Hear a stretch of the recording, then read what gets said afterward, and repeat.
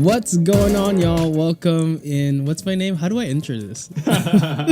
So, what's really it's been that funny long, is huh? Yeah, it's just been so long. Welcome to Living Ardently. I'm Adrian Jurell, your host. Oh, you're not going to retape that? No, this is just how it's going to go. That's Jurell, our co-host. It's just been a long week, y'all. I know, it's I been feel crazy. I feel it. But welcome in. What's going on? This is Adrian. I'm your host. Adrian Giraldi, and that's our co-host, Jurell. Yeah, it's about to be a little ratchet today, but hang tight. Yeah. You're in for an episode. There's going to be a lot of We are yawning. matching, if you're watching, we're matching unintentionally. Yeah, unintentionally matching flannels. I've got M&M's in my pocket. How am I in? I usually put my snack pocket right here. Yours definitely looks more like ready for the cold, though. Yeah, it's like it's got like a little coat action. So I got, like, it gets cold up here. It's just the inside. Yeah, It's still good though. You got 80 high of 80 degrees, and we're like, woo! Photo. I saw that on your story. Here, I'm gonna look up the weather in Cleveland right now. Yeah, what's ours? We're at 60. 60. Yeah. Yeah, it's we have what is it right now? We have 74, and that's cold for us. 74 is still cold. Yeah, it's pretty good. I mean, it's decent. I can walk outside and not sweat at night. Usually, it's just like humid and thick, and you're walking through a wall. Yeah. So, but yeah, it's been crazy. It's been a crazy week. How's your week been? Like you said, crazy. I'm gonna be yawning a lot today, so sorry about that. Over here, I think we were struggling to get a date. I had to reschedule, and school is just nuts. Like, the workload in my department for campus ministry is nuts, and things are changing every day. We're having to respond to so many different things. So yeah. Trying to make some things work. We got like TLP t-shirts coming up. I think the new t-shirts are coming in soon. We got to ship all those out. So, man, yeah, it's a grind. it's nuts. It's a grind. You should just hire like 5 friends to help you. I think that's what I'm gonna do. I'm gonna do that. Oh yeah. So, yeah, just gotta like get Mr. creative. Beast mode. I know, Yeah. but some sleep would be good too. Yeah. How about you? No, it's been crazy too. I mean, we're doing a lot of wedding prep. We're going to see some venues tomorrow. And with that, I have like spiritual direction before that in the morning. And, and that's my first time since COVID. So it's like, Oh, wow. crazy. So a lot to catch up on with my spiritual director, who's awesome. But, like I had confirmation this weekend with work. I had, we're launching our small group, initiative, this week. So I had to train be ready to send my small group leaders to do that, and all the while trying to balance moving into an apartment, packing all this stuff that it's not like I just started an hour ago, and I move on Monday. So it's been a crazy few weeks, and I have been very vocal about that on our stories on social media. So it's just been a time. It's been a time. It doesn't look like you've moved anything from your frame. This side, yeah, I kept it so I didn't I kind of still have. But if you see all these bags and stuff, there it is. I'm bummed. I'm just blocking it. I'm hiding it. That's just where all my bagged clothes I'm gonna either sell or thrift. Nice. So, yeah, that's the life. That's the life's been, and with the living ardently being just like a passion project and something I love to do. It's not like I can prioritize it as much as I want to. So it has to go on the back burner sometimes, and that does sometimes take a little hit on the listenership. Yeah. But it's okay. It's like consistent viewers. We are in talks with a potential sponsor, so fingers crossed that works out. That's awesome. We'll see what we can work out together. I know I don't have the numbers that some other crazy Catholic podcasts do, but we have a good following. Awesome. We have a consistent following of listeners, so fingers crossed. Prayers. Yeah, it's not the biggest thing. If it doesn't, but it'll be cool. I love that. So we got a lot of great questions, and we'll get right into them. But yeah, let's get into it. Hey, that's what we're missing. Yeah, that's what we're missing.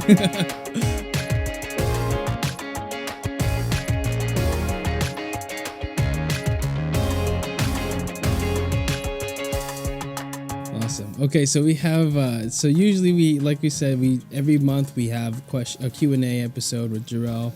He comes on. I mean, he's known for a while doing Q&As on his stories. I asked him to come on one day, and it's become a thing, and now he's a co-host, and it's a great time. And these are some of the most viewed episodes and listened to episodes. So you guys apparently love them. We love them. I love doing them, and it's created such a great bond between Jurell and I. So that's really cool. Yeah, we were watching the Lakers game before we got on. The last minutes of the Laker game. Oh, it was so Lakers good. are 3-1. Yeah, keep sending your questions in because it's fun, and thanks for having me every single month. Yeah. Man, that's great. So. And people really liked that episode we did with Haida. So yeah, that was fun. We'll have to do some other kind of stuff like that in the future. We'll figure out. Be down. When I moved and everything's kind of settled a little bit. Because I'll tell you what, it was a great episode, but it was a heck of a lot to edit. That was a long one. 3 audio tracks, 2 hours. That was a long one. So it was just a lot, but it was fun. I loved it. I loved every second of it. So we have some pretty good questions. Usually we start off with the simple, easier ones, and we progressively get more and more serious. The last one we had was just like boom, boom, boom. Yeah, that was nuts. That was nuts. But this week's a little bit more gradual with the progression of questions. But at the same time, it's still pretty fast. So, all right. So the first couple has to do with food. Peanut butter jelly sandwiches? Question mark. Right? It's always about food. I mean, yeah, peanut butter and jelly sandwiches. Yeah. But peanut butter and jelly and milk is where it's at for me. And milk. Warm milk? Just cold milk? No, just regular milk. Yeah. Right. Yeah. I never had it with milk. I like peanut butter sandwiches with milk for sure. With jelly? No? So, oh, I like it. Because I wouldn't even today, there's days where I would, if I don't have something to have in the morning, I'm making myself a peanut butter and jelly sandwich. That's just a go-to. Yeah, staple. Now, pumpkin spice lattes, yay or nay? Yeah, I mean, some of these food questions, I'm typically so passionate about food, I'm knocking it really hard or loving on it really hard. I'm like, it's not offensive. It doesn't offend me. The pumpkin spice latte. I'll order one just because it's time, and that's about it. It's a fun time. So I really didn't care about them. Yeah, that's what I'm saying. But it's not like it's bad. Yeah. Right. Yeah. But my wife loves them. Yeah, my wife loves them. Loves them. And it's her birthday on Monday, so I'll probably go out early in the morning when they're still sleeping and get her one so that it's there in the morning. So yeah, nice. We'll see if I wake up early enough. Yeah, Sarah and I went out to get some drinks, and I got a pumpkin. It was a cold brew. I love cold brew. Cold brew is if I get coffee, it's cold brew. I don't drink coffee if it's hot unless I really need it. I don't drink coffee often anyway, but if I do drink it, it's usually a cold brew. And I tried the pumpkin sweet cream, and it was really good. Mm-hmm. It tasted. I mean, I love pumpkin pie, so whatever. But I mean, I don't know, any sweet cream would be. It's gonna taste good. Right? Really good.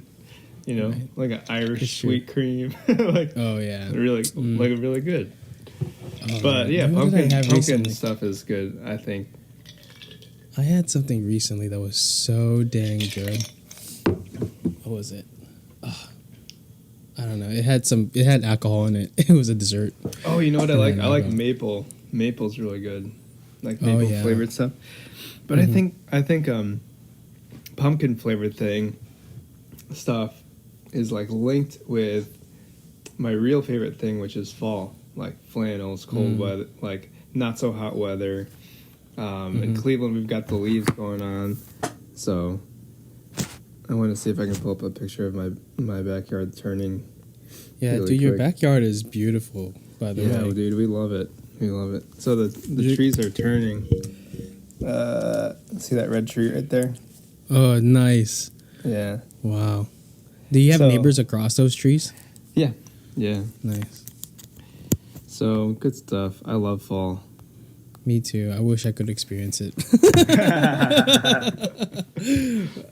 Fall is also my time when my birthday is, so it's just like, it's fall. Yeah, but fall is so short, bro. It's like I don't know. I feel like the leaves will be like beautiful for like 2 weeks, and then a storm will come by and then just knock them all down, and then all the trees are bare for like 4 months, and it's winter. Dang. I wish I knew. Yeah. What's a season? It's a season. All I know is basketball season. That's so funny.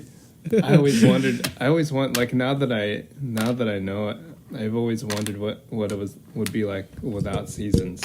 Like it sucks in the moment, but like Cleveland, I think because they have seasons, like we're depressed together and we're happy together, you know, like and during the summer when the sun's out, like everyone's just in a good mood, you know. Super happy. It's like here when it's summer is where the worst. But when it's winter, it's the best. Everyone's in the best mood.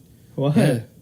Because people are like, they're not sweating or agitated. I see. So they're like more like upbeat and like, okay, this is great. That's really funny. That's really funny. Yeah, like in the summer, everyone's just like super short-tempered and irritable, it seems like, especially on the roads. Oh, that's winter in Cleveland. Yeah, that's like another day. It's like another day of snow. You know. Yeah, it makes sense. That makes sense, though. Yeah. Okay. First childhood memory is the next question. You got one? I think my first childhood memory was actually in the Philippines. Interesting. The first thing I can ever remember, I was 3 years old in the Philippines, and I was at my grandma's house, I think, or my uncle's house, and we, like, you know, like the street vendors in the Philippines, they go down with the ho. Yeah. Like, so I was like, I remember telling my mom I want one. And she got it, she gave it to me, and I tried it, and I was like, I didn't like it. And she was like, you're making me spend this money, I can't even do that. You know, like she was getting mad at me for making me. And I remember recalling that memory, and she was like, you remember that? Like, whoa. You were so young then, you're 3 years old then. I was like, oh, wow. So, yeah, I think that's my first memory ever. Man. I can recall. I can't. It's hard for me to remember. The earliest that I can think of right now is kindergarten. I remember that as a kindergartner. Oh, here's a couple. They all have to do with food. Man, we just always talk about food. In kindergarten, they asked me what my favorite food was, and they like had us say it out loud, you know. So when it came up to my turn, I said, chocolate meat, and then it was that Filipino dish, didn't go on. Yeah, you know, it's like that like really brown stewed blood and vinegar dish, and they're like, chocolate what? Chocolate meat. So everybody was like, what is that? I'm like, we eat it all the time, blah blah. And then there was another moment where my mom, I don't know if this is a Filipino thing, but my mom made them all the time. She made these like egg and ham and mayonnaise sandwiches for me for lunch. So it was just like a egg, like cooked egg, like like scrambled egg.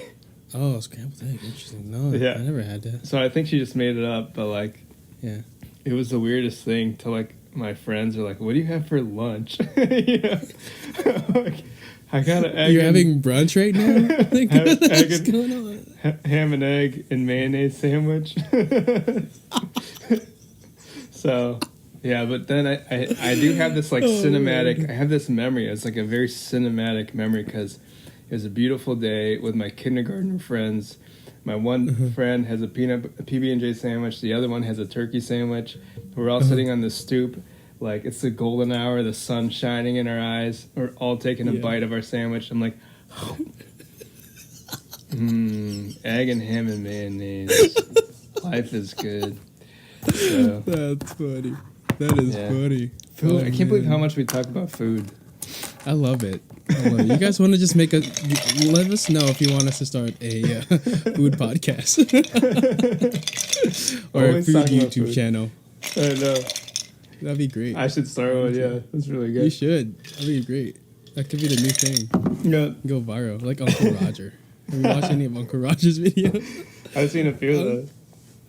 Uncle Roger got recognized by Gordon Ramsay. For those of you who don't know, this guy, he's just like a millennial, like Chinese, like American guy who like puts on a fake Chinese accent and calls himself Uncle Roger. And he reviews how like, you know, like, you know, these videos of people making rice, and like it just went viral. He was like, oh, he strained the rice in the colander. I'm like, what the heck?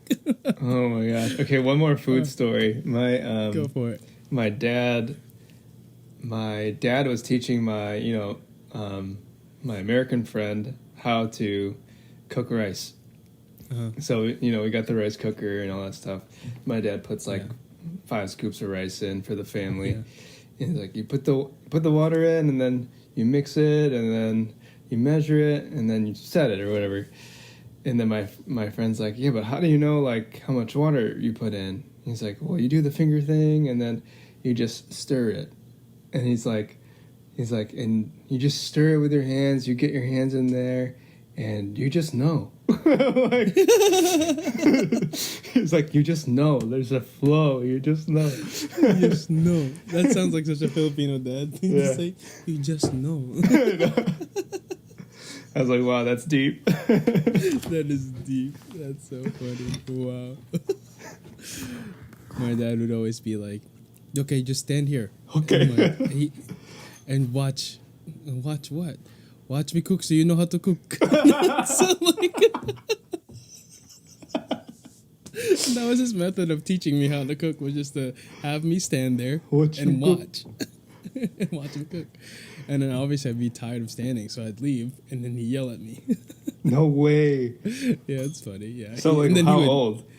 I don't know. I mean, I was probably like in middle school. Like, that's so funny. Definitely was old enough to learn how to cook. I feel like my dad did that to me too. But now I'm actually like asking him to cook so that I can stand there and watch him cook. You know? Yeah, I've learned that I'm such a monkey see, monkey do person. If you show me how to do something, I'm gonna do it. Like, I'll know how to do it. Like, I don't want to see the recipe, like a Filipino recipe. Like, just show me like what you do. That's what I want to know. Yeah, exactly. Show me how you don't use your measure. You just eyeball it. Show me how much you eyeball it. Yeah, exactly. Like, show me what to taste for. You know, like, what should it taste like? You know what I also realized is, like, as I'm cooking these dishes, it's like all taste. You know, so I'll just like taste the adobo. I'm like, it needs more vinegar to taste like my mom's. You know, it's like all taste. And I need to be able to. That's what I need to learn, is being able to like taste it and feel like, okay, what is it missing? Yeah, identifying that. You know, that's the trick. And that's why I want to get there. Anyway, totally. What a great tangent! I love this. So, if the next question is a good one. Favorite thing about your wife or wife to be? As most of you know, Jurell is married. How long now? 7 years. 7 years, and I am getting married in April. I mean, I feel like I'm getting annoying just saying that all the time, but it just ends up always showing up in the podcast. It's coming. It'll be here before you know it. Wow. April 23rd, it will be. Pray for us that day. Favorite thing? You go first. You want to go first? I can go first. Favorite, like, one thing? That's tough, man. I know, that's tough, right? There's several things I could just list off, but... I mean, my wife's my best friend, so that's my favorite thing, you know? Yeah. I get to hang out with my best friend, and that doesn't mean, like the relationship's, like, without issues, you know. Right. But for sure, she's my favorite person to hang out with. So that's my favorite thing. I love the color of her eyes. I love her smile. I think she's funny, and I think that she's outgoing. She's caring. So yeah, there's a bunch of things. There's a bunch of things. Yeah. How about you? I just feel like there's so many. Yeah, if I had to like choose one that definitely like makes me like just like feel so loved by Sarah, is that she is so like she's very like flexible and like supportive. You know, she knows that, okay, like last night I kind of share with you, like, if I told, hey, I'm recording with Jurell tonight, like, and she's like, okay, like, I'll just talk to you tomorrow and da-da-da-da. No hard feelings or whatever. And I'll just we'll just talk in the morning. You know, there's different, and my past, I guess because in some of my past relationships or past hurts, that wasn't part of that relationship, you know? And so that this being such a big part and it not being a big deal just makes me feel so loved. You know, like I don't have to I don't have to always like, hey, I'm like, yeah, I am here for her always, but like she knows that when I need my space, I mean, I need to be better at communicating, like, hey, I need space, or, you know, need my time at times, you know. But no, she's very supportive of me and very flexible, and I love that because I'm such a like, let's see how it goes, and like, if I have time to do it, I guess I'll do it. If I don't, then whatever. That's me too. Yeah. So yeah, she's very supportive in that and loves me through that, and so that makes me feel very loved. So I guess that's my favorite thing about Sarah. That's awesome. All right, so we get a little bit more serious now. I put my headphones in because, it's just because it needed to happen. All right, so the next question gets a little bit harder, and the question is, why is sex before marriage bad? And I mean, there's a simple answers, I guess, in TOB, and you can go into what is. Yeah, you have to like dig root. Like my theology mentality is like to go to the purpose of the thing. Is it fulfilling its purpose? Is it correctly being used? You know? And so in Theology of the Body, I can't like quote it verbatim, but basically it's going to ask you what's the purpose for sex, right? Is to unify a man and a woman, to create life, to be unitive and procreative, basically, are the two words, unitive and procreative, meaning unitive, it unites the two people. And then procreative, that it's life-bearing, like it creates life, which is, you know, the baby, the womb, in the womb. And so that is only proper between a pure love of a man and a woman in the unity of marriage. And so while sex is not bad, like I thought when I was little, it's only bad when it's mistreated. And I know that's like not even that might not even be like, that's just like simple layman's, like not even layman's, like theologically that's kind of how you do it. But how would you take a crack at this to kind of make it more sense? Yeah, I mean, I would echo everything that you said. I wrote down two things. I wrote down sex is sacred and sex makes promises. And yeah, why is sex bad before marriage? And like the simple answer for me is that sex could lead to the production of a human being, like a little baby girl or a little baby boy. Like, are you ready for that promise? Right. And if you're not ready for that promise and it still happens, what then, you know? Sex is supposed to be sacred, and it's supposed to be with the one person that you love and will continue to love for the rest of your life. And I don't know, like even in like, you know, non-Catholic terms, like a secular understanding of sex is like, oh, I can't sing. All of me loves all of you. I was trying to pull a John Legend, but it was too high. All of me. Like all of it, bro. All of it. Like whoever is asking the question, all of it. Right. Totally yours, right? And yeah, it's like even a secular understanding of sex is the whole person given to the whole person. And you can't give it all to someone and then again wholly to another person, you know? Like that's just, I mean, a person can physically do that, but then it's just in pieces, you know? Wouldn't you want to provide your whole self once and for all to your spouse, you know? And wouldn't you want that act of sex to be sacred? And wouldn't you want a chance for it to be, you know, to keep your promise? And for that promise to be linked to your future. Like people always talk about writing letters to their future spouses. How about writing letters to your future daughter or writing letters to your future son? You know, like it's all linked. It's all together. So there's lots of beautiful reasons for why to wait, I think. Right. And as speaking from someone who is not entering into a marriage as a virgin, I lost my virginity in high school with my girlfriend at the time. It was something that I thought that I was doing correctly, you know. And I thought that this was a way to show her my love. And in a sense, yes, it's right. But because I couldn't commit to, like you said, that promise, it was missing, right? I couldn't give her totally because I was still a student, because I was still a son. I was still, and that doesn't mean like when you get married, like you have to not be a student or can't be a son anymore, right? But the fact of the matter is I couldn't provide for us a life. And I remember we had a scare and I broke down. I was like, we have to have an abortion.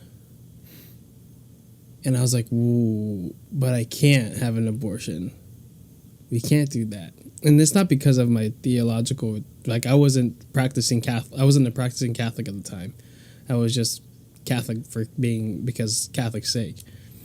But I knew inherently that wasn't something that I wanted to do, even though like it was a first, like, oh, like this has to happen because we can't, we're students, you know? I mean, like as humbling as it is, I had to know that what I was doing, I had to admit that what I was doing, for whatever reason, was wrong, right? And I shouldn't be being scared to love a person. And if I'm scared to love a person this way, then I must be doing something wrong.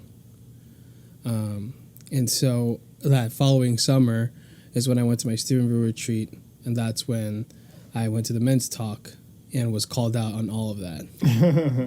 And so that's where I learned, right?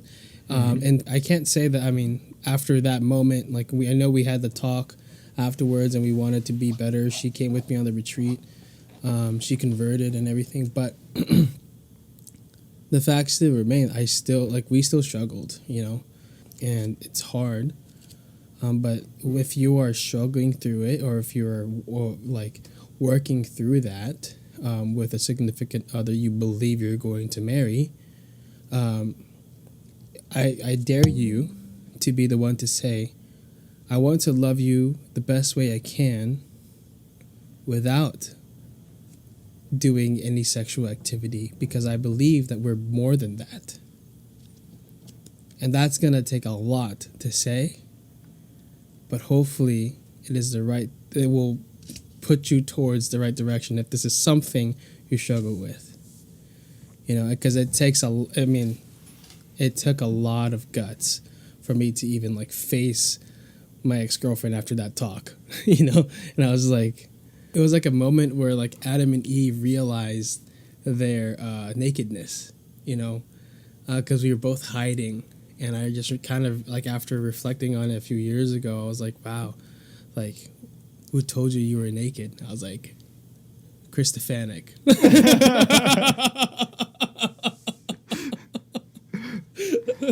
That's hilarious. So it was great, and it was awesome, and it was, I mean, as much as we still struggled, we still like had a forward motion towards our relationship, and hopefully you can have a similar conversation and be better, but you should be willing and ready to make changes, so that if you truly love the person, like, you should be willing and ready to make the necessary changes so that you can love them fully, right? Yeah, I love how you said you dared the listener to believe that they're more than those acts, Mm-hmm. That's true. I mean, I've been married for 7 years, and I would be willing to put big money on, go find a married couple that you admire, mm-hmm. and ask them their top 10 favorite memories of being married. I just don't believe that sex will be part of that top 10. That's just not how it works. So true. Ask people what their most life-giving, most memorable moments of true happiness, and it won't ever include sex. Right. One night of sex, it'll be so true. Man, the one time that my baby girl looked at me after she spilled the Cheerios this one time and this one vacation, or the most random simple things become mm-hmm. The highest points of life in the human condition. Right. Sex is such a limited part of your relationship. It goes so much more beyond that, yes, sex is sacred, but there's it's the starting point of so many other beautiful moments of life, So true. Yeah. And it's something that is crazy to think about, because, your entire time you're dating, it's some people always just, I remember talking to some friends or whatever, even when you're engaged, sometimes you think about, the night of, your wedding night, the night of your wedding night, what is it going to be like? Because we live, because it's our culture, we have been so hyperly sexualized, and we think so much about sex that it's just such a sacred thing in our lives. And if you don't have it, or you've never experienced it, then you're missing out. And yes, while it's great, it's not the pinnacle of humanity. It's, at the end of the day, is not what we were made for, Mm-hmm. Right? Right. And it's great. It's an awesome thing. And I haven't experienced it in marriage, and I'm sure it's going to be an amazing experience. But I can guarantee, like Jurell said, that it's not going to be the only amazing moment in my relationship with my future wife. But it's so crazy to see. Sometimes I go on social media, and, the algorithm spits you random things sometimes to see if you're interested in it. And you just see how hypersexualized some of this stuff is, even in TikTok and all these things. It's just, man, it's crazy. It's crazy. It is crazy. It is crazy. I will say that culture is such a big thing. Even in college, the drinking culture is so strong, yeah. The drinking culture, hookup culture is so strong, but as soon as you remove yourself from that culture, as soon as you graduate and people aren't drinking on Wednesday, Thursday, Friday, Saturday night, I can barely bring myself to drink a beer, and right. I'm just beer, ice cream, ice cream. Like, literally, there's been times that I've been out with my friends in the bar, and I leave the bar to go get a milkshake, and I come back, and they're drinking their drinks, and I'm drinking my milkshake. And I'm 25 years old. But that's what I'm saying. Like, if you can somehow find the strength and the awareness to know the culture that you're in and how the culture is influencing you in ways that you do not want to be influenced, you can start the process of going down the path that you want to go down, you know, because that's what it is. It's just all these influencers. Yeah. I mean, there's like the culture's sexual and like over, like people are drinking all the time and partying all the time, but like what type of life do you want to live long term, you know? Right. So true. Well, we got a good question to follow that up in a second, so let's take a break here and we'll get back to that one. So we are back with Jurell from The Living Person. We're answering some really good questions. The last one was really good. Why is sex before marriage bad? And now the next question kind of relates to it. How can I love my significant other without falling into temptation, sexual temptation? And that is like it relates completely to that. And then it's a hard question too, you know, like, without falling into, I mean, obviously, like, don't, but that's easier said than done. And I know that from experience, right? You fall into that so easily without even noticing sometimes. Still, like, it's still something that we have all experienced at some point in our lives. How do you answer this question? I'm like under the same boat, I guess. I remember one of my Q&As, someone I think legit asked the question, how do I stop sinning so much? That was the question. How do I stop sinning so much? Yeah. And then the answer was, you stop. Because I asked my wife, she's in the medical field, and I said, like, medically, what's the answer? Like, if an addict wants to stop the thing that they're addicted to, medically, what's like the cure? And she said, to stop doing that. That's so funny. So that's legit. Yeah. Medically the answer. Yeah. But then you take a look at, like, you know, like legit programs like AA, where, you know, like you go through the 12-step process of healing and recovery, and there's a lot more to it than just stopping, you know. Like, the first step is to admit that you have a problem. And like what resonated to me about what you said was, there's so many moments where I just don't even notice. Like, that's an issue, you know, not for you, but for all of us, you know, in all of our sin and all of our temptation. Like, for real, there are so many moments where, like, none of us even notice. Right. And that's the problem. Right. Because all of us should be noticing, and all of us should be striving to be intentional about our daily actions and the consequences of those daily actions, you know? Like, for me, it's all like, I'm like deep into my passion and commitment into Ignatian spirituality. And one of the hallmarks, one of like the signature moves of Ignatian spirituality is to notice and to pay attention. Right. It is as simple as that. The starting point is as simple as that. Like, if you want to start to love your spouse or your significant other without sexual temptation, you need to start paying attention to when those temptations come up. Right. Like, when do they come up?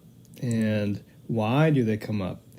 Like, do they come up because you invite it in, unnoticing it, and like unnoticeably?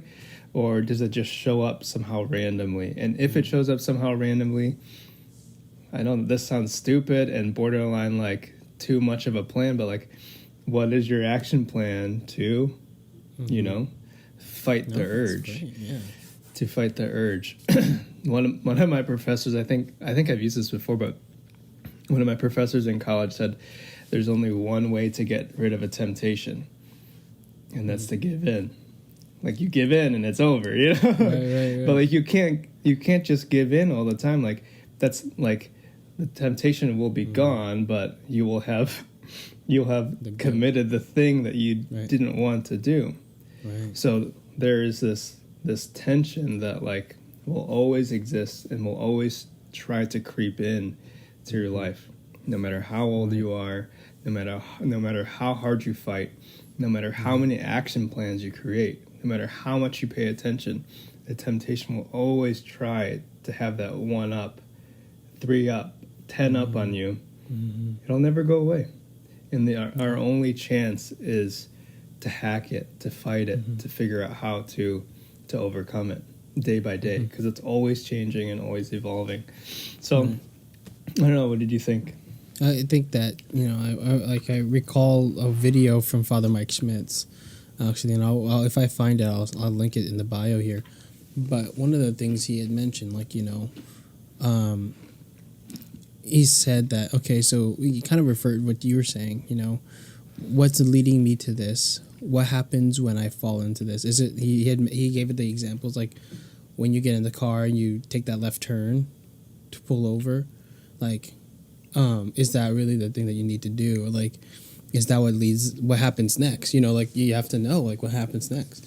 And if you're not able to recognize the pattern, because usually the times like this, like, you know, from what I know and what I've learned, it's a pattern. Like, similar things will happen, and then it will lead to the fall, right? The breaking of the temptation. Whether how big or little, like, who knows? Like, I'm not here to know that or figure that out for you, but like, you have to notice the pattern in what's going on, and once you figure out the pattern, like Jurell said, like, nip it in the butt. Stop going that route. Stop taking, like, you know, the Father Mike Schmitz uses that video, the reference of the car, like, get in the car with your significant other, and instead of pulling over, go straight to your destination and get out of the car. Don't spend time in the car if that's what's leading you. You know, like he says, get out, go out, be in public, you know, if that's something you need to do. But also, like, a lot of the times people try to mask their temptation by buying other, like, you know, by purchasing or buying or something, you know, like coping with another way. Yeah. And then that can also lead you to, like, buying superfluous things that you don't need. So, like, also be mindful of that. Replacing it, right? Exactly. Yeah. So, yeah. How do you love them? I mean, like, you find different ways to love them, right? I think another thing is to learn their love languages. I think we might have talked about something like this similarly before. Find out what your significant other's love language is, and if it's like physical touch or quality time, maybe like that'll be something that you'll have to work around and find a different way to love them, right? There's acts of service. What is the other one? Words of affirmation. Yeah, words of affirmation. And gift giving, right? Like I said, like, you can do that. But you can do these kind of things to kind of show them, like, hey, like, I created this for you. I made something for you. And just because I want to let you know that I love you. And that's it. There's so many different ways to love your significant other, albeit your girlfriend, wife, or boyfriend or husband. Like, there's so many different ways, like, where no matter where you are in your relationship, fiance, however, Jurell can probably list off a bunch of different ways how he loves his wife without having to, you know, try to create life. You know what I mean? Mm-hmm. Yeah, I mean, so, like, just like tomorrow, the plan is, hopefully we can finish in like 15 minutes or 20 minutes or something like that, because I gotta get up early. I'm gonna get up early to watch the kids for an extra, like, hour and a half, because I know that bridge, my wife likes to have that like extra sleep after a long stretch of work, you know?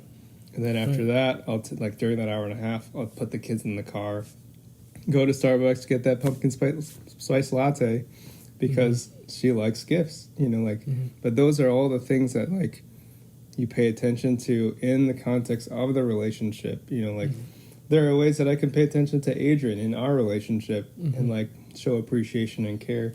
And you do it just because, you know, you care for the person, you pay attention, you know? So, yeah, I feel like there's so much.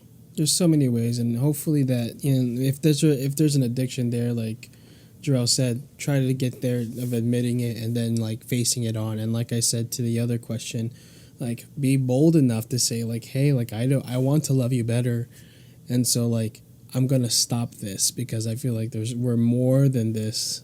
Again, this sexual acts, you know, whatever, however you're falling into temptation. Like I'm not sure the extent, obviously, but if you're feeling that, if you have this guts to ask the question, I'm sure you have the guts to say to say that exact thing that I was saying earlier. So, be bold, be bold.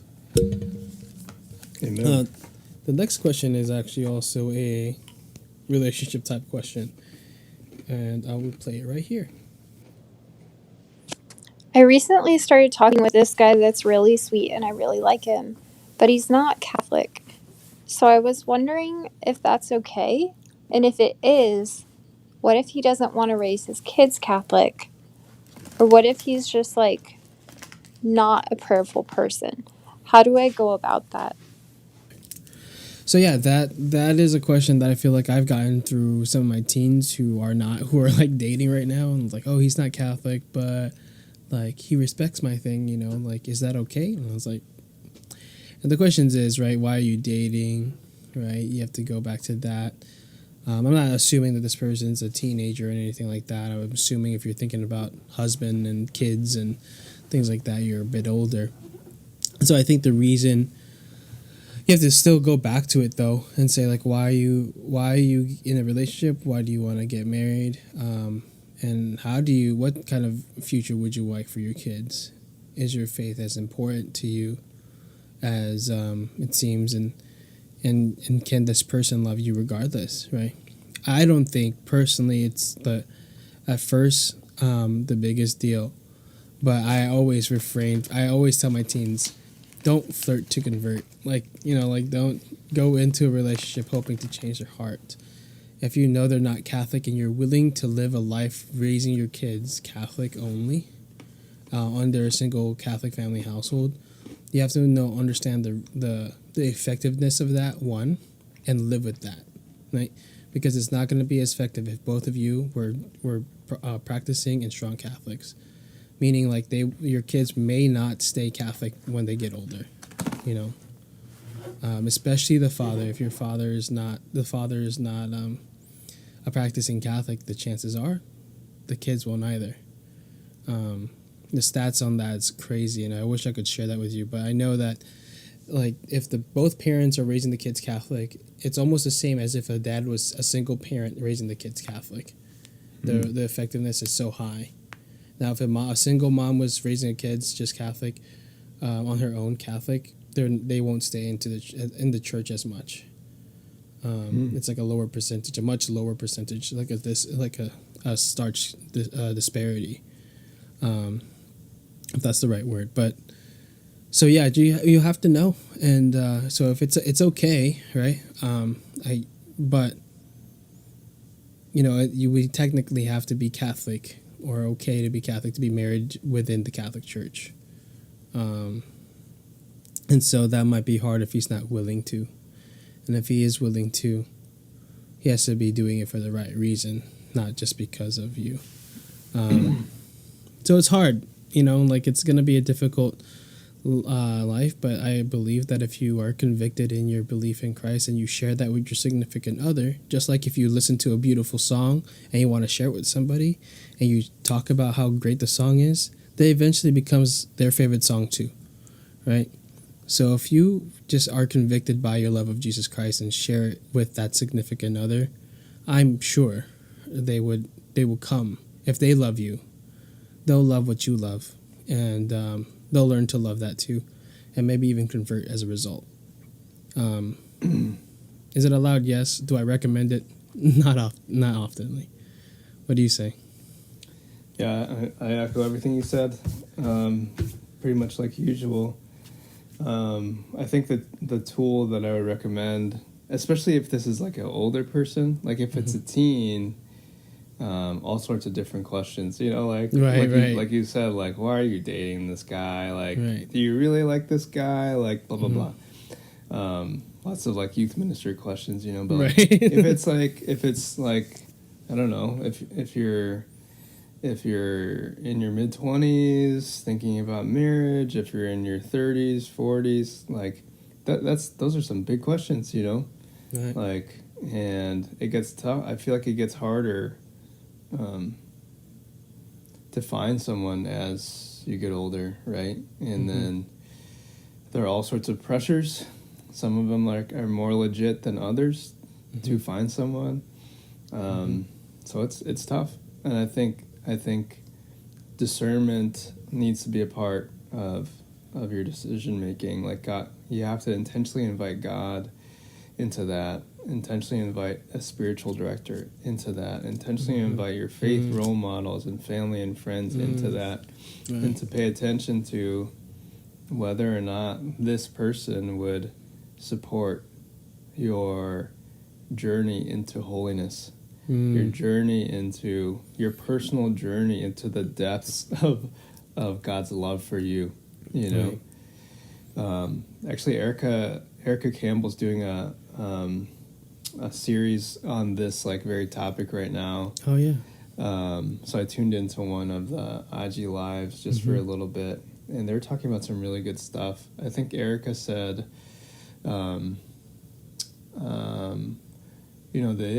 one of the issues for her was that she said her spiritual director said exactly what I was just saying, like if a person has a problem that you're going to mass, like that's a big issue, Yeah. But a person needs to be able to find the freedom to develop their faith to the fullest, and if your partner is like authentically wishing that for you, and if you authentically feel the freedom to dive deeper and deeper and deeper in love with Jesus, then maybe, like that's up to you and your spiritual director and God and like your conversations with Jesus himself, so we surely are not going to decide that for you. Right.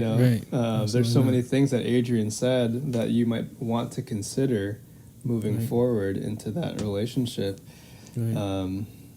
But yeah, a healthy relationship if you're Catholic and your potential spouse is not Catholic, still looks like freedom in Jesus Christ, So, yeah. And if you get the sense that you're being restrained in a way, that's something to look at. Right. And that's something to bring into your discernment. So, and that's tricky. Like, like marriage is like very freeing, but there are some times where you feel like, man, like I'm not allowed to go do this tonight, blah, blah, blah, blah. Yeah. So, but there's a difference in that, Yeah. So it's very touchy, but lots of things to consider. And we're just 2 people out of the 100 people that you should probably be chatting with before you make such a large decision, such as marriage. Right. Yeah.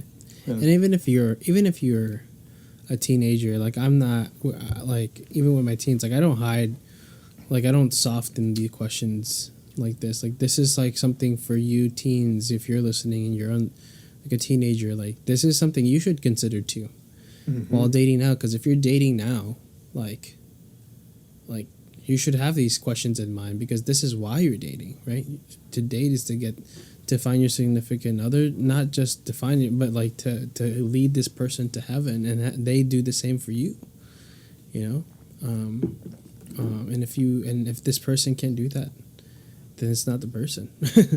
You know, simply. And so, yeah, consider these questions as well if you're a teenager. But whatever age you're at, I think this is a good questions to ask. And, you know, like a lot of, I know there's some people who would love to hear the whole, like the Avery and Meg story, you know, like, like that's an amazing story where like a man who was not Catholic fell in love with a girl who was so passionate about it.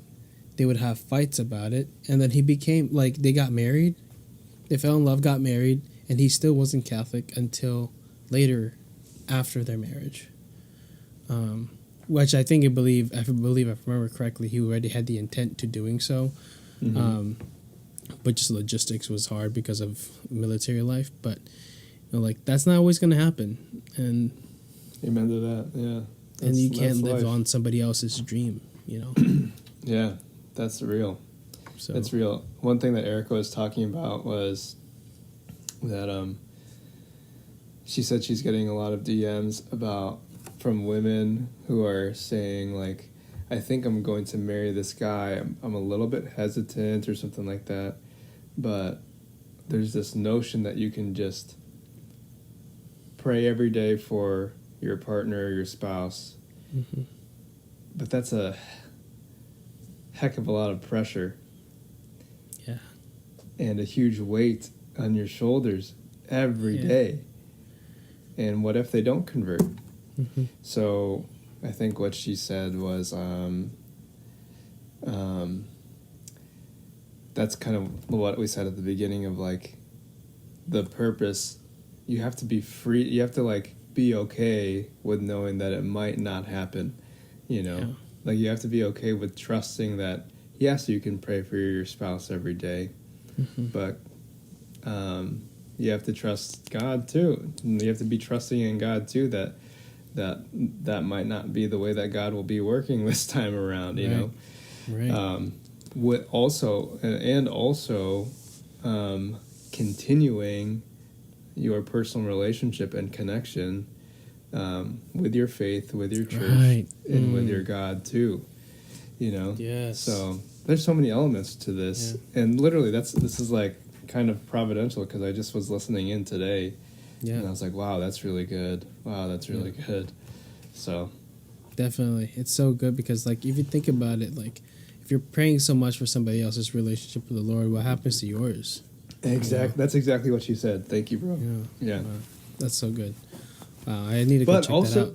And also, like that is to me, the single most effective way to let the beauty of the gospel speak is with your life.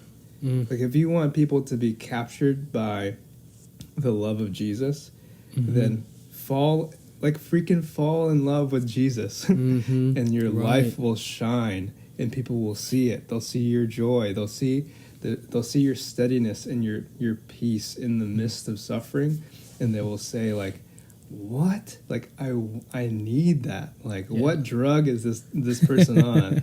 Because I need that, you know. Right. And like that like prayer will take you farther than you think. Yeah. I mean, we all had that conversion because of somebody, right? Exactly. There's somebody who lived that life, and like, oh, okay, like if they live this way, then and they're happy, then I must do the same, you know? Like, it's pretty simple. I think it's innate in us. So yeah, I'm praying for you, whoever you are, and if you are struggling with something similar, like, definitely, prayers up. But we're not the two people to tell you. We're not the two. We're just here to give advice, and hopefully you go to the right people who will help you discern correctly, you know, and take it to prayer, obviously, because God will be there, you know. So, amen. Last couple, what are some good advice about healing from the past wounds? That's a really good one. And I think my simple answers, I was thinking about this when I first saw it, it's like, for past wounds, really having to face them. I think just in general, like, understanding that, wow, like, this is something that really hurt me. And if it means that you need to like go to a person and ask, like tell them you forgive them, or ask, like talk to that person, whatever, then maybe do so if you're able to. And I was reflecting on the gospel reading from a couple of weeks ago, of the parent, asking how many times should I forgive my brother, 7 times or 77 times, right? And Jesus said 70, like in practically forever, Yeah. And the part of wounds and healing from them, the biggest part is forgiveness, right? And if you're not able to like get that or give that, that wound stings, and everything that relates to that wound will sting forever until you're able to fully like find reconciliation in that. And it's easier said than done, surely, but if you have the opportunity and the person who or the thing that hurt you is able to be faced, then face it, right? And say, hey, like, this hurt me years ago, but I want to let you know that it's like, I just want to let you know that it hurt me, and I have been so hurt for years and years and years, and I don't trust the same way that I do, or whatever, And if they're able to accept it or not, like, you were able to like reconcile in a way, And hopefully, if you go up to somebody and you say that, they will greet you with love too. But there's always the opportunity where it won't happen. So, you have anything to add to that? I think I have some more. I just gotta think. Yeah, playing off of forgiveness, to me, forgiveness, I forget how this is said, but like forgiveness isn't about it's not about the forgiven, it's about the forgiver. Like, and what I mean by that is like, people see, like, when people think forgiveness, they think weakness. Like, if I forgive Adrian for stabbing my back, they're like, why would you do that? Like, Adrian stabbed your back. But like Adrian, it's like Adrian's living in my head, like, like if I see Adrian in the hallway at high school, or like, it's like my body freezes up and like, oh my gosh, there's that guy that like, I hate that guy, like, like all of a sudden, like there are people and things that like have control over you, and that's surely not freedom, Right. Like this person or this thing has like some sort of like hold on you, and forgiveness is about saying like, you don't have control over me anymore, like think about how free and how strong Jesus was on the cross, when he forgave all those people. It's like, none of y'all have control over me. I forgive you. So again, like you said, easier said than done. But the movie that I love that explains forgiveness in the best way, in like a secular way, is the movie called Invictus. It's Invictus is the movie about Nelson Mandela in South Africa. It's a rugby movie. So, and it talks about apartheid and segregation, and it's like a truth and reconciliation commission between the white people and the black people in that country. And Nelson Mandela found a way to bring reconciliation to white people and black people. And it had to do with Nelson Mandela not repeating the cycle of revenge. And that's what Jesus does. Like, people beat the shit out of this guy, out of Jesus, took everything away from him, and Jesus did not repeat the cycle. Right. He did not play into the cycle of revenge. Right. He absorbed it and stopped it once and for all.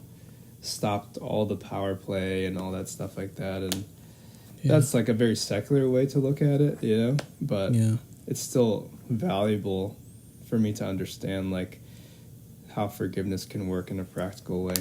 Yeah.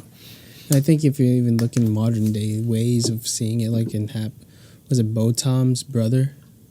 The man who was shot in his living room? I don't know. So have you ever seen that? I don't think so. Story? So Botam, I think is his name. Sorry if I'm wrong, but this man, a black man, was in his apartment. A off-duty officer coming home from her shift goes into what she thought was her apartment, and it wasn't. It was his. It was like she shoots him, and he dies. And there was a trial, and she was found guilty. I forget of what and how many counts or whatever. But his younger brother, the victim's younger brother, went on there and said, "I forgive you." And it was such a powerful moment because I believe that he got so much hate from his family for forgiving this woman. Yeah. So the power of forgiveness is huge, and I hope that wounds in general help you and help you well. So yeah, I mean, it's like, go ahead. Sorry. No, the power of forgiveness. I hope that helps you and heal from your wounds. Is what I meant to say. Yeah, like without forgiveness, it's like if we're using the analogy of wounds, like without forgiveness, it's like you've got a wound and you've got like all this like junk in the wound. Yeah. And you just leave it alone. You don't do any of the work to like actually remove it. To allow yourself to heal properly. Mm-hmm. Like forgetting it and keeping the hate literally inside your heart and your body, physically and spiritually, is not real healing. Right. You know, it's just putting it off because it will come up again. Yeah. When you see that person or when you get triggered somehow. Yeah. You know, like forgiveness is not forgetting. You know, it's just trying to start the process of real healing, you know? Yeah. So, yeah, it's tough. That one's really tough. Yeah, that is tough. I just real quick story. My spiritual director, not my spiritual director, my young adult leader, my friend, Rachel Bowman, she writes for the Word on Fire, and she leads our young adult group over in Lakeland, and she once, like, found out, like recently that she has a nail in her foot. Like, that was healed in her foot, like, inside. And she didn't know she had it. She just started feeling, like, pain and swelling from her foot.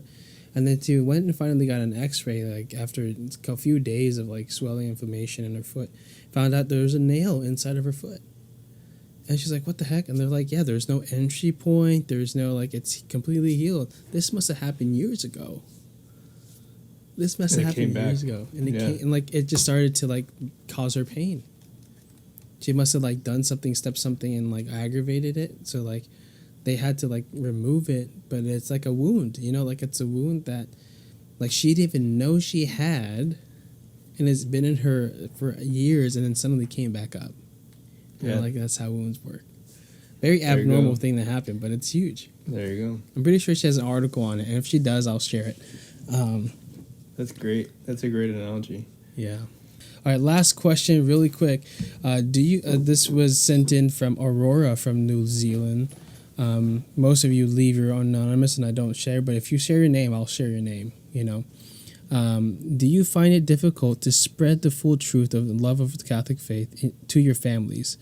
I'm asking because my dad is a Protestant who converted just to marry my mom.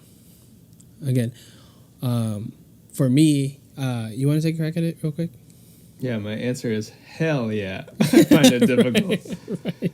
I mean, can we just take a look at this? Right. And then see how tiny the writing is in this catechism? And then can we just take a look at this Bible and see how tiny the print is as I flip through? Like, how in the world do you take the fullness of our faith and communicate it to the people that you love? Right. You know, it'll Right. always be incomplete somehow and in some way. Right. And I want to invite you to maybe I'll just read it. There's a prayer that is inspired by St. Oscar Romero. Have you heard of it? No. I mean, I know about Oscar Romero. I don't know about the prayer you're saying, but if you pray it, Bro. Let me read it. it's about the for you. family? No, it's called Prophets of a Future Not Our Own. Okay. So let me read it to you, and maybe this will give you some inspiration, but yes, it's tough. So here we go. It helps now and then to take a step back and take a long view. The kingdom is not only beyond our efforts, it is beyond our vision. And we accomplish in our lifetime only a tiny fraction of the magnificent enterprise that is God's work. Nothing we do is complete, which is a way of saying that the kingdom always lies beyond us. No statement says all that could be said. No prayer fully expresses our faith. No confession brings perfection. No pastoral visit brings wholeness. No program accomplishes the church's mission. No set of goals and objectives includes everything. And this is what we are about. We plant the seeds that one day will grow. We water seeds already planted, knowing that they hold future promise. We lay foundations that will need further development. We provide yeast that produces far beyond our capabilities. We cannot do everything, and there's a sense of liberation in realizing that. And this enables us to do something and to do it very well. It may be incomplete, but it is a beginning, a step along the way, an opportunity for the Lord's grace to enter and to do the rest. We may never see the end results, but that is the difference between the master builder and the worker. We are workers, not master builders. We are ministers, not messiahs. We are prophets of a future not our own. Woo! Dang, that is so good. Yeah, so Wow. good. I'm going to put it in the chat. Please For do. you. I'll save it and put it in the description of the show. Yeah. Yeah, that's crazy. Yeah, because far too often do I, even myself, like try to figure out how I can speak to my siblings the love of the Lord. And the fact of the matter is, I don't think I'm going to be the one to convert them. Right? Yeah. I can plant the seeds of my life, live the life that I do the things that I do as a Catholic, as a Christian, and hopes that this like plants a seed in their life and that they are intrigued by it in the future, by somebody else. Exactly. And yes, like Aurora, like I hope that's how you say your name. It's been hard for so long, and and it feels as though I will never get to them. Yeah. And I might not. But I don't go home every weekend or every time I go see my family and talk faith. Like, I just talk about who I am, and my faith's in part of that.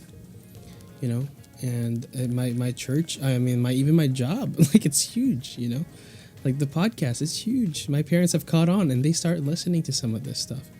And so, if they are listening, I love you all. And I hope you understand why I love the church so much. And, I hope that this helps you understand where I come from and why I believe what I believe. Even my siblings, if you're listening, I love you too. And I hope that you see why I want this same thing for you all, Amen. And I think you need to just say that to your dad too, maybe sometimes. But yeah, it's not easy. Definitely never going to be. But I'm praying for you. We're praying for you. Yeah, and you got some partners in crime, Yeah, It's not perfect for any of us, so definitely. have hope. Have hope. Definitely. Well, that was it. That's all our questions. We had a bunch of other ones that we're saving for next time, but thank you all for sending them in. Yes, keep sending questions in. Keep doing it. You can do it voice memos. We want to really utilize the voice memos. So keep on sending those in if you have a chance. The link's in my bio for Living Ardently. It's just really great to hear your voices in the actual episode. You know. We'll be back next week again with another episode. Hopefully, we'll see. I mean, life's been crazy, like I said. So you'll see a new scenery than you normally do if you watch the podcast. I know I've been really bad about uploading videos. Hopefully, by this point, all the videos would have been uploaded from the past episodes. Make sure you follow Jurell from The Living Person. You can follow him at the.living.person. Links in the description. You can follow our accounts, Living Ardently. But personally, it's only Adrian. Make sure you like and subscribe if you're watching on YouTube. Subscribe if you're following us on wherever you're listening to on podcasts. Make sure you leave us a review if you're on Apple. Helps us a lot. Get some more traction. And pray for me and everything. Pray for Jurell. We definitely need the prayers. And we're praying for you. Yeah, we do. We always pray for y'all. God bless y'all. And take care. And until next time, keep living ardently. Peace. What just happened? I just lost audio. Did you lose it? That's amazing. I don't hear anything. But I trust that he said just keep living ardently. So, peace. Let's go. Let's go. Here, bro.